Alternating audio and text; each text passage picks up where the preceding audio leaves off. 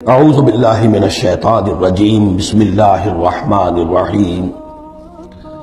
سورہ نحل میں ہم نے دیکھا تھا کہ پہلے اللہ تعالیٰ کی خاص خلاقی کی علامات، اس کے خاص جو بھی اس نے تخلیق فرمایا ہے مختلف اعتبارات سے ان کی نشانیوں کا تذکرہ کر کے ان فی ذالک لآیہ، یہ ہم نے سورہ شعراء میں بھی دیکھا، لیکن وہ تاریخی اعتبار سے تھی نشانیاں، اور جو ہیں آفاقی انفسی آیات الہیہ ان کے حوالے سے سورۃ النحل میں یہاں مضمون وہی ہے، لیکن شروع میں کیا جا رہا ان من آیات ہی، بعد میں تذکرہ ہو رہا ہے اللہ تعالیٰ کی اس خلاقی یا خاص اس کی جو بھی رحمت کے مظاہر ہیں ان کا، اور اس کی آیات میں سے ہے کہ اس نے تمہیں پیدا کیا مٹی سے اور پھر تم انسان بن گئے ہو کہ جو زمین میں پھیلے ہوئے ہو۔ ومن آیات ہی، اس کی آیات ہی میں سے یہ ہے ان خلق لکم من انفسکم ازواجا، کہ تمہارے لیے تمہاری نوع ہی میں سے تمہاری بیویاں بنائی، جوڑے بنائے، لتسکنوا الیہا، تاکہ تم ان کی طرف سکون پکڑو، وجعل بینکم مودۃ ورحمہ، اور یہ کہ تمہارے مابین ایک دوسرے کے لیے محبت اور رحمت پیدا کر دی۔ ان فی ذالک لآیات لقوم یتفکرون، یقیناً اس میں آیات ہیں ان لوگوں کے لیے جو غور و فکر کریں۔ ومن آیاتہ خلق السماوات والارض، اور اس کی آیات میں سے ہے آسمان اور زمین کی تخلیق، باختلاف السنتکم والوانکم، اور تمہاری زبانوں اور تمہاری رنگوں کا فرق، کتنی بولیاں ہیں، کتنی زبانیں دنیا میں ہیں جو لوگ بولتے ہیں، کتنے مختلف رنگ ہیں لوگوں کے، بہت سے زرد روح ہیں، کوئی سرخ روح ہیں، کوئی سیاہ فام ہیں، مختلف لوگوں کو اللہ نے پیدا کیا ہے۔ تو یہ جو تخلیق میں تنوع ہے یہ بھی اللہ تعالیٰ کی خلاقی کی ایک بڑی علامت ہے۔ ان فی ذالک لآیات للعالمین، یقیناً اس میں ان لوگوں کے لیے کہ جو علم رکھتے ہوں نشانیاں ہیں، آیات ہیں۔ ومن آیاتہ منامکم باللیل والنہار، اور یہ بھی اس کی نشانیوں میں سے ہے، اس کی حکمت اور اس کے علم کی نشانیوں میں سے ہے تمہارا سونا، رات کے وقت بھی اور دن میں بھی، دن میں بھی قیلولہ انسان کرتا ہے اور رات کے وقت سونا ہے۔ وابتغاؤکم من فضلہ، اور یہ کہ پھر بقیہ اوقات میں جو تم اس کا فضل تلاش کرتے ہو، اس کے لیے بھاگ دوڑ کرتے ہو، محنت کرتے ہو، پھر تمہاری معاشی جد و جہد ہے۔ ان فی ذالک لآیات لقوم یسمعون، یقیناً اس میں نشانیاں ہیں ان لوگوں کے لیے جو سنتے ہیں، یعنی جو دل سے کے کانوں سے سنتے ہیں۔ ایک ہے حیوانوں کی طرح کا سننا، ایک ہے انسانوں کی طرح کا سننا، دل سے سننا۔ ومن آیاتہ یریکم البرق خوفا وطمعا، اور یہ بھی اس کی نشانیوں میں سے ہے کہ وہ تمہیں دکھاتا ہے بجلی، جب بجلی کونتی ہے تو خوف کے ساتھ بھی اور لالچ کے ساتھ بھی۔ خوف بھی ہوتا ہے کوئی طوفان نہ ہو کہ جس سے کوئی تباہی آ جائے، لیکن لالچ بھی ہوتا ہے کہ بارش آئے، باران رحمت آ جائے، تو خوف و طمع۔ وَيُنَزِّلُ مِنَ السَّمَاءِ مَاءً، اور پھر برساتا ہے وہ آسمان سے پانی، فَيُحْيِي بِهِ الْأَرْضَ بَعْدَ مَوْتِهَا، پھر زندہ کرتا ہے اس کے ذریعے سے، پانی کے ذریعے سے زمین کو اس کے مردہ ہو جانے کے بعد۔ ان فی ذالک لآیات لقوم یعقلون، یقیناً اس میں نشانیاں ہیں ان لوگوں کے لیے جو عقل سے کام لیں۔ ومن آیاتہ ان تقوم السماء والارض بامرہ، یہ بھی اس کی نشانیوں میں سے ہے، اس کی قدرت ہے کہ آسمان اور زمین اس کے حکم سے قائم ہیں۔ یعنی یہ سارا جو اجرام سماویہ ہیں، یہ بڑے بڑے کرے ہیں، بڑے بڑے، آج جو ہمیں بتایا جاتا ہے کہ کتنے بڑے سائز کے ہمارا سورج بیچارہ ان کے سامنے بہت ہی معمولی سی شے ہے، اتنے بڑے بڑے ستارے موجود ہیں، سٹارز موجود ہیں، ان سب کو اپنی اپنی جگہ پر اپنے اپنے مدار میں کس نے تھاما ہوا ہے۔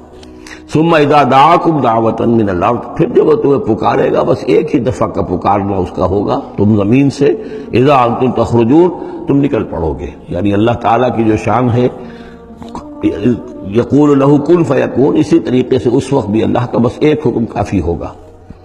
وَلَهُ مَن فِي السَّمَاوَاتِ وَالْأَرْضِ، اور جو کچھ بھی آسمان اور زمین میں ہے اسی کا ہے، اسی کی ملکیت ہے۔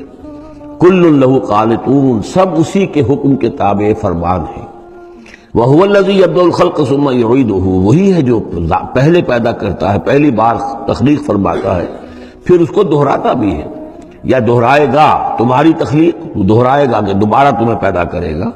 وَهُوَ أَهْوَنُ عَلَيْهِ، اور وہ اس پہ زیادہ آسان ہے، زیادہ ہلکا ہے۔ یہ بات پہلے بھی عرض کر چکا ہوں کہ قرآن یہ دلیل لاتا ہے کہ کسی بھی کام کو پہلی مرتبہ کرنا مشکل ہوتا ہے، دوسری مرتبہ کرنا آسان ہے. ایک مرتبہ کیا ہے، اس کی جو مشکلات ہیں اس کو اس نے حل کیا ہے، دیکھا ہے، یہ ہمارا تجربہ ہے. پہلی مرتبہ کوئی کام کرنا مشکل ہوتا ہے، دوسری مرتبہ وہی کام کرنا نسبتاً آسان ہے. لیکن تمہاری سوچ الٹی ہے.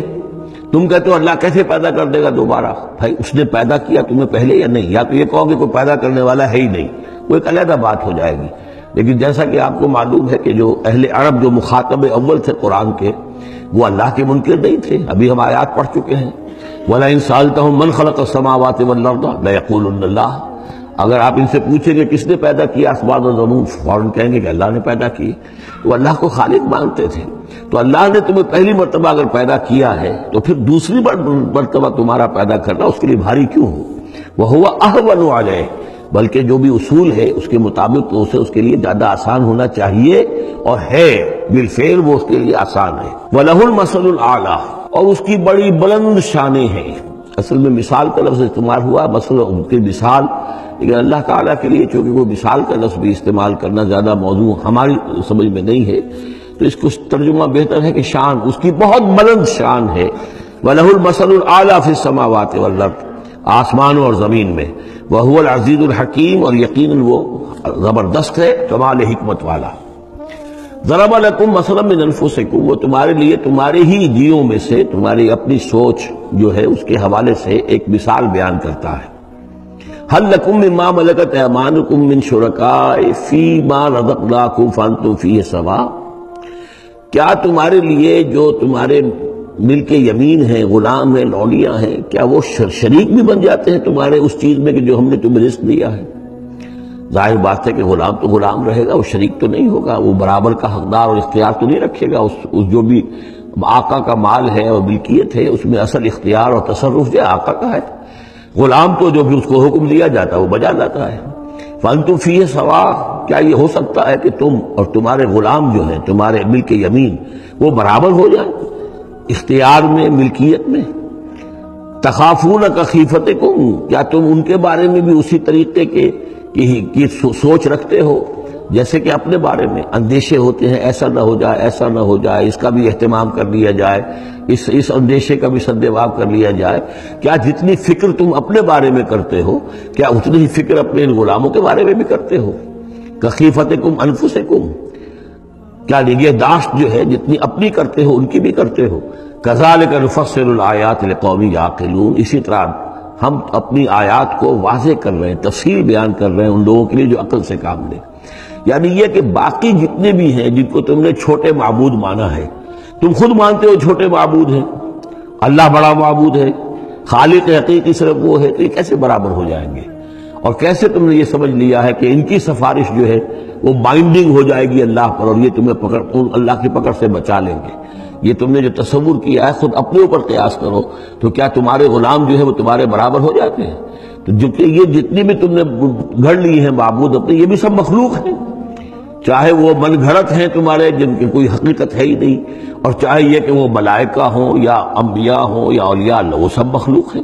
تو اللہ کے لیے تو سب غلام ہیں، تو اللہ کے برابر کیسے ہو جائیں گے؟ صدق اللہ العظیم.